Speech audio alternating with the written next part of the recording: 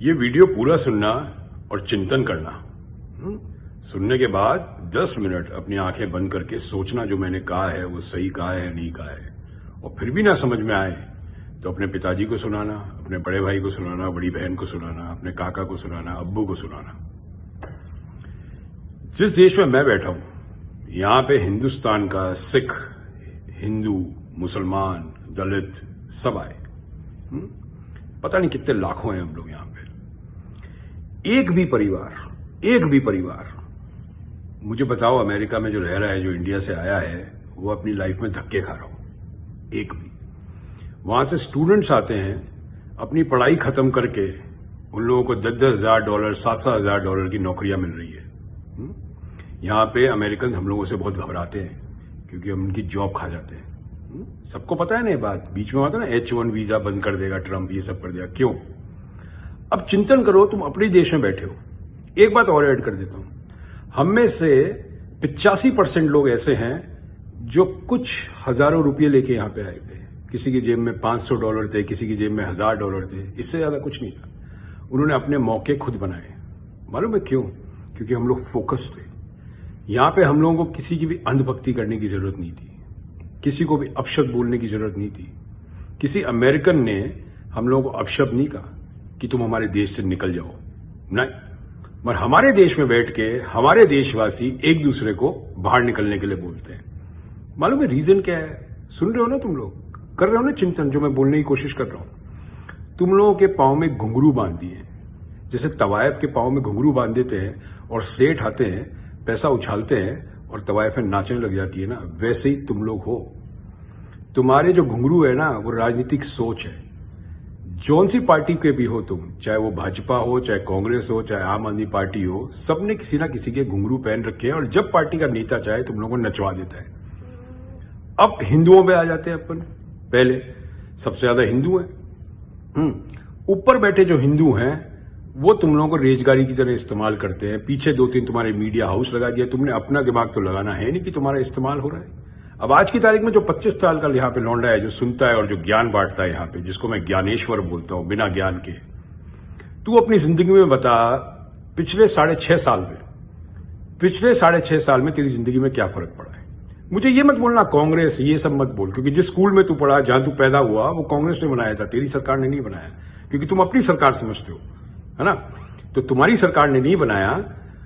वो जिस अस्पताल में जो पैदा हुआ, जो स्कूल में तू पढ़ा, अगर पढ़ा है तो, जिस कॉलेज में तू पढ़ा, वो किस सरकार ने बनाया था?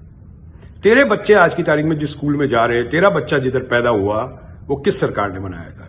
जिस रोड पे तू चलता है, स्कूटर अपना टेढ़ा कर करके तेल बचाने के लिए, वो रोड किसने बनाई? चिंतन कर रहा है नहीं कर रहा? ये समझ रहा है, ये समझ रहा? तुम्हारा इस्तेमाल हो रहा है भाई, तुम्हारा इस्तेमाल हो रहा है भयंकर तरीके से। तुम लोगों को अंदाजा भी नहीं है तुम्हारे साथ क्या हुआ है। इसको बोलते हैं हिप्नोटाइज कर देना।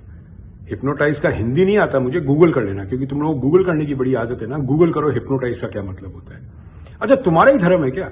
जो यहाँ हिंदू रह रहे हैं 8-10 लाख, हम लोगों का धर्म नहीं है क्या? हम लोग मंदिर नहीं जाते क्या?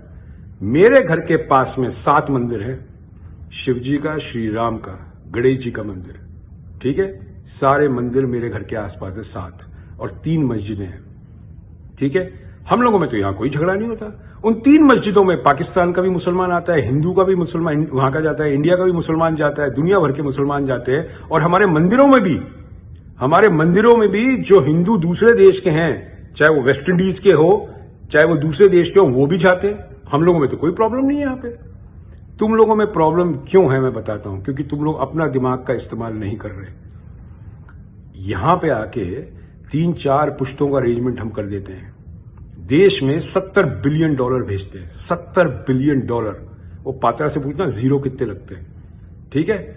हमारे पैसे भेजे हुए तुम्हारे स्कूल बन रहे हैं। प्रधान सेवक अमेरिका क्यों आते हैं सबसे ज्यादा? क्यों आते हैं अमेरिका?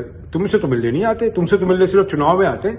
हमसे तो मिलने ऐसे ही आ जाते हैं। अभी नया हवाई जहाज खरीदा है, पहला दौरा अमेरिका का ही लगेगा, क्योंकि इलेक्शन खत्म होंगे तो पहला दौरा अमेरिका के लगेगा। हमसे क्यों मिलने आते हैं वो? क्योंकि उनको हमारी वक्त पता है। और तुम जैसे लोगों को उन्होंने पाल के रखा हुआ है सिर्फ भौंकने के लिए। तुम्हारे गाली बकने से, तुम्हारे इससे कोई सेहत पे किसी के फर्क नहीं पड़ता, सिर्फ तुम्हारी सेहत पे फर्क पड़ रहा है। और तुम जो लिख रहे हो और जो तुम बोल रहे हो, वो तुम्हारा बच्चा भी आज नहीं तो कल पढ़ेगा और तुम्हें गालियां देगा, तुम्हें गालियां देगा। अब तुम ये सोचो, वाहिद मैं एक अप्रवासी हूं जो इतना ज्यादा तुम लोगों को समझाने की कोशिश करता हूं, क्योंकि मुझे यूथ पावर का अंदाजा है। प्रचंड बहुमत के साथ कोई आया हो समझदार आदमी, तो आज की तारीख में जो तुम कर रहे हो वो तुम कर नहीं रहे होते। तुम लोगों को इन लोगों ने इस तरह डाल दिया है अपने हिसाब से कि जब चाहे तुम नाचो, जब चाहे जब मन नाचो। समझ में आ गई बात? थोड़ा अपना दिमाग का इस्तेमाल करो, चिंतन करो। दूसरों को गाली देख के, दूसरों को देश निकाला देख के तुम्हें कोई हासिल नहीं होगा। अच्छा, कितने लोगों को तुमने देश से बाहर निकाल दिया भाई अभी 6.5 साल में?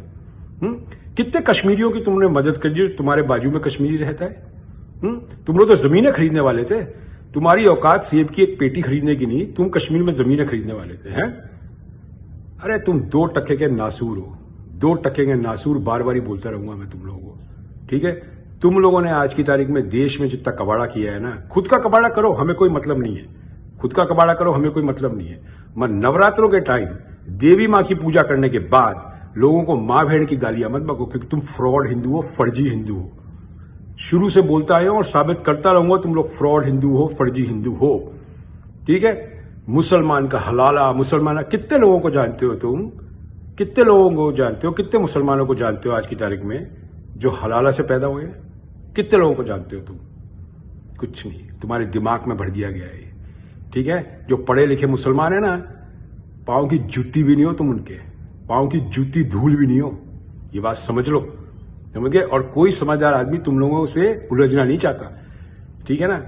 मोहल्ले में गाड़ी निकलती है ना रात को, तो कुत्ते पीछे भौंकते हैं, वो तुम ट्रोल सोशल मीडिया पे। और मेरे जैसे आदमी को कोई फर्क नहीं पड़ता। 6.5 साल में तो नहीं फर्क पड़ा, क्यों कोशिश करते रहते हो? प्रधान सेवक यहां आते हैं और यहां आके बोलते हैं हम लोगों को, आइए देश, मदद करिए देश की। ऐसी जाहिलों की मदद करे? कौन मदद करेगा? किसके पास समय है भाई? आज की तारीख में तो बाप बेटे की मदद नहीं करे, पड़ोसी की मदद नहीं करे, और प्रधान सेवक यहां आके बोलते हैं आइए मदद करें। भैया 5 ट्रिलियन छोड़ो, हैं 1 ट्रिलियन पे आके सिमट जाओगे 2021 में, 1 ट्रिलियन के अंदर। समझ में आ गई बात? और तुम्हारी जिंदगी में कुछ भी फर्क नहीं पड़ने वाला, कुछ भी नहीं। अगर तुम्हारी जिंदगी में कुछ फर्क पड़ा है पिछले 6.5 साल में, लिखो नीचे, लिखो नीचे तुम्हारी जिंदगी में ये फर्क पड़ा। तुम्हारे लिए स्वास्थ्य सेवाएं फ्री हुई, तुम्हारे बच्चों की शिक्षा फ्री हुई, लिखो। कुछ नहीं है तुम्हारे पास। तुम वो चाबी का खिलौना है जिसके चाबी भर दी, पड़ पड़ पड़ पड़ पड़ पड़ चलता रहता है। जैसे वो एक रिपब्लिक वाला पड़ पड़ पड़ पड़ पड़ पड़, उसका यही काम है, कोई काम नहीं है। तुम्हारी मीडिया तुमने झगड़ा करवा दिया, तुम आपस में झगड़ मरे। तभी विंस्टन चर्चिल ने एक बात सही कही थी 1911 में, सही कहा था, इंडिया कभी भी डेमोक्रेसी अपने साथ नहीं ले जा पाएगा, ये टूटेगा, क्योंकि ये तुम लोगों के कारण टूटेगा देश। समझ में आ गई बात? 2014 से पहले भी देश चलता था, 1968 की पैदाइश है हम। अरे कई लोग तुम्हारे बाप की उम्र के जिसको तुम लोग गालियां बकते रहते हो। ये तुम्हारे संस्कार है, ये तुम्हारे को हिंदू धर्म ने सिखाया है कि दूसरों से नफरत करो। अच्छी किताबें पढ़े होते, अच्छे स्कूल में गए होते और अच्छी शिक्षा होती तुम्हारे पास, तो तुम आज की तारीख में बात नहीं करते। समझ में आ गई? 2 टके के लोग हैं, तुम्हारे घर के ऊपर छप्पड़ लगे हुए, आज तक छत डालने के पैसे नहीं है, तुम लोग बातें करते हो इतनी बड़ी बड़ी। भाई जिस दिन चाहूं ना, जिस दिन चाहूं, जब मेरी इच्छा हो, तुम लोगों को समेटता जाऊं मैं, जब तुम्हारी इच्छा हो। तुम आज की तारीख में प्रधान सेवक के ऊपर सबसे बड़ा बोझ हो। 4 साल पहले मैंने बोल दिया था, ऐसी रंग की काली टी-शर्ट पहन के बोला था मैंने 4 साल पहले कि सबसे बड़े नासूर अगर प्रधान सेवक की सियासत में रहेंगे, वो खुद प्रधान सेवक के बनाए हुए बीज हैं जो आज की तारीख में पेड़ बन रहे हैं। और ये इतने पेड़ बन जाएंगे, इनको नहीं रोका गया तो ये समाज के लिए नासूर हैं, देश के लिए नासूर हैं। ये बोझ हैं अपने समाज पे, अपने परिवार पे, कस्बे पे, राज्य पे, देश पर। ये बोझ है। क्या करा तुमने आज तक देश के लिए? कुछ नहीं कर पाए तुम लोग, ठीक है? इतनी बड़ी बड़ी बातें यहां मत करना। फौजी का खून बहता है मेरे अंदर, समझ में आ गया? मेरे बाप ने जंग लड़ी थी ना 3, कोई हिंदू मुसलमान के लिए लड़ी थी, भारत के लिए लड़ी थी। समझ में आ गई बात? ना किसी पार्टी के लिए लड़ी थी। अपना ज्ञान अपने पास रखना। जय हिंद।